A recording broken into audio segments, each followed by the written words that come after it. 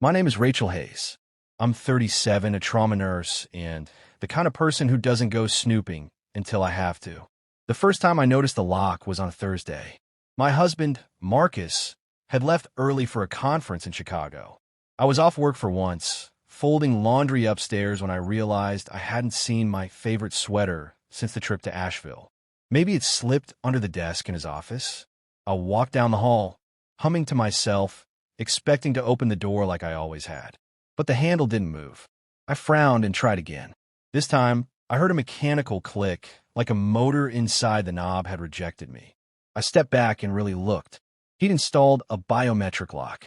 A tiny fingerprint pad just below the handle glowed faintly green. Marcus had never mentioned it, never asked, never explained. That night, I texted him, "Hey, did you put a new lock on your office?" He replied 3 hours later, "Yeah, company data is sensitive.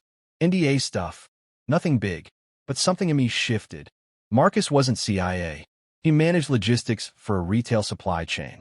There was no reason to lock me out, unless there was something inside I was never supposed to see.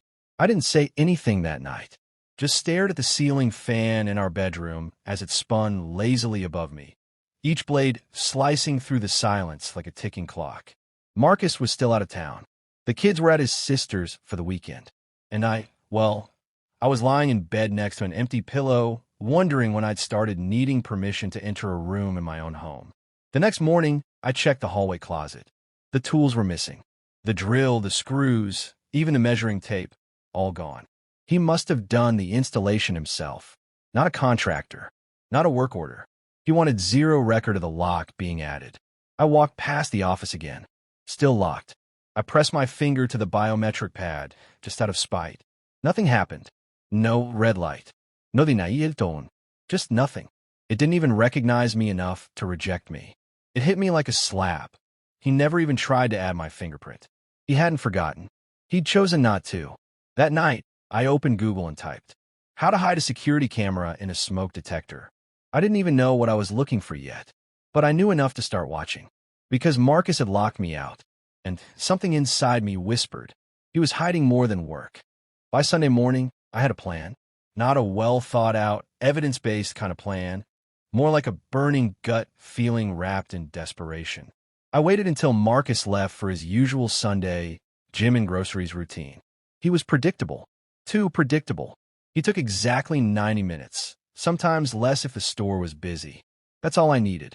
I had already ordered a smoke detector camera on overnight delivery. It looked exactly like the one already in the hallway. Same size, same style. The only difference was that it had a 1080p lens hidden just behind the mesh plate. It synced to my phone, uploaded to the cloud, and sent motion alerts in real time. I stood outside the locked office door, heart pounding. My hands shook as I climbed the small step stool. 10 minutes. That's all it took. I angled the camera to face the office door, high, discreet, and silent. No blinking lights, no hum. Just a quiet eye waiting to see what I couldn't. By the time Marcus came home, the camera was up, the stool gone, and I was in the kitchen acting like nothing had changed. He kissed my cheek and handed me paper towels. I smiled back and said thank you. Meanwhile, my phone was already recording the secrets behind that door. The first alert came 2 nights later, just past midnight. I was half asleep, still in scrub from a brutal double shift, when my phone buzzed on the nightstand. Motion detected, office door camera. I blinked hard, rolled over, watched. There he was, Marcus, in a hoodie, not his usual pajama tee. He glanced down the hallway once, then typed in his code and slipped inside the office. The door closed behind him. I waited. 3 minutes passed, then 4. Then the door opened again. He wasn't alone.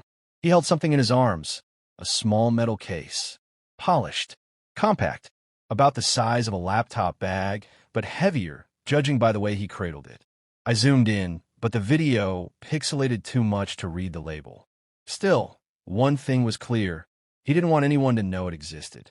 He moved fast, eyes darting. Then something chilling happened.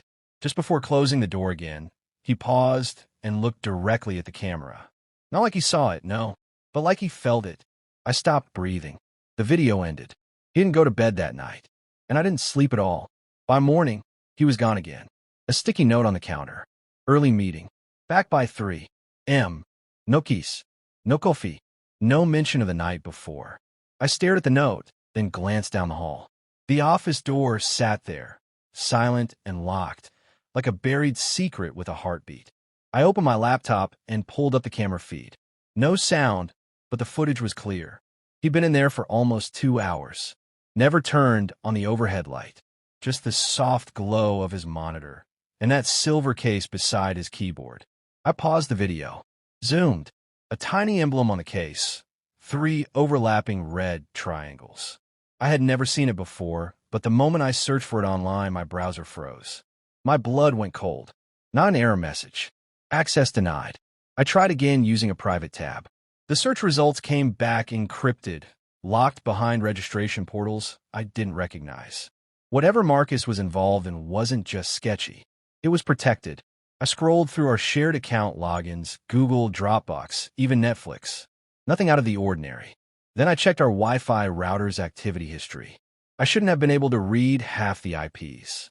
But I did recognize one name. Rachel Hayes. He'd been logging into something under my name. I stared at the screen for a full minute. Rachel Hayes 17. Last active, 2:14 a.m. I'd never made that account. Never used that email. But it was tied to our home network, our router, our address. The password hint stopped me cold. First night in Barcelona. Only Marcus would know that. It was our honeymoon. That was the night we danced barefoot on the rooftop of a boutique hotel, laughing as someone below us played a trumpet from their window. It was private, intimate, ours, and he'd used it to lock me out. I dug deeper. The email was linked to a cloud storage site I didn't recognize, something encrypted, military grade. I couldn't get in, but the login history showed dozens of files uploaded over the last 6 months. Always at night. Always after I went to bed. I started to shake. This wasn't infidelity. It wasn't porn. It wasn't even some side hustle he didn't want me to know about. It was something else. Something big. And he'd use my name as the firewall. If it went wrong, I would be the one tied to it. I looked down the hall at that locked office. Then I looked at my own face reflected in the black screen of the laptop. And for the first time, I whispered out loud. What are you doing, Marcus? I needed answers. Real ones. Tangible ones. So that night, while Marcus showered, I opened his laptop.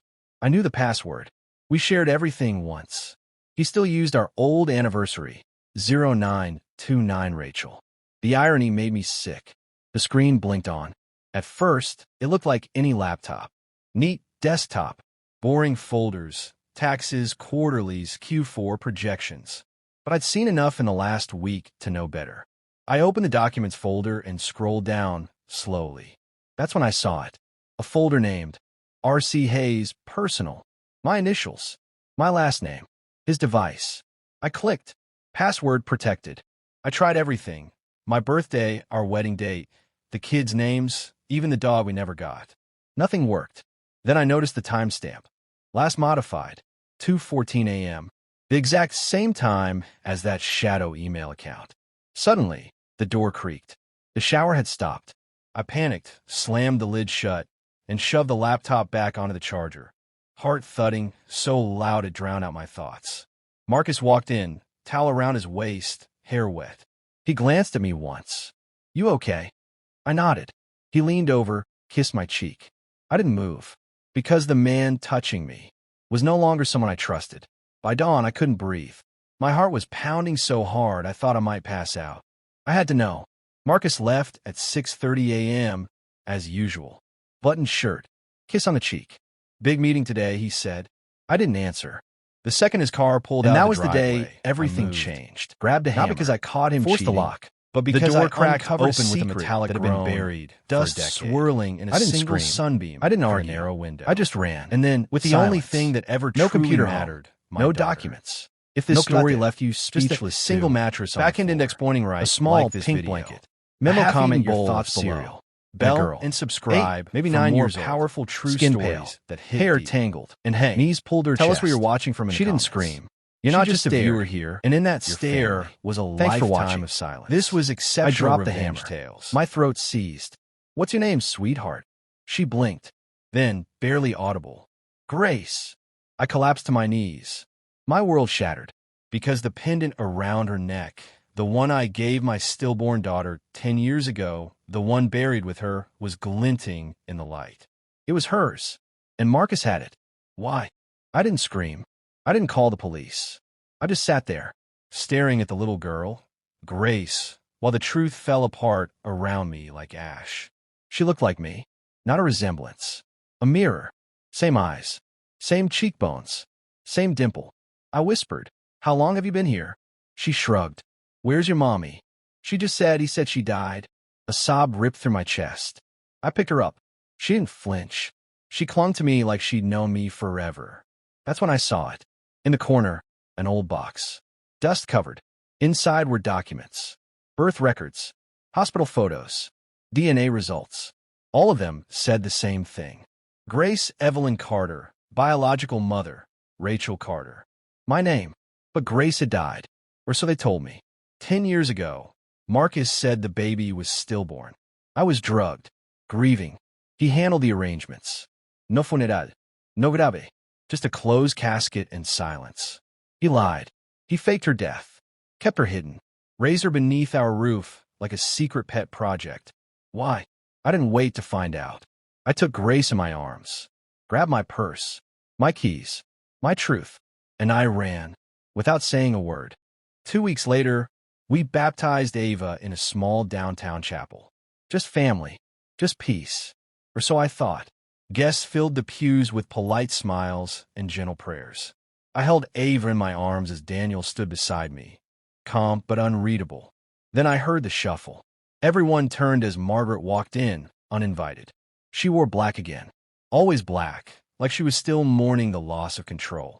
I braced myself, but Daniel didn't flinch. Instead, he stepped forward, pulled a folded sheet from his pocket, and handed it to the minister. "I'd like to say something," he said. He turned to the guests, but his eyes locked onto his mother.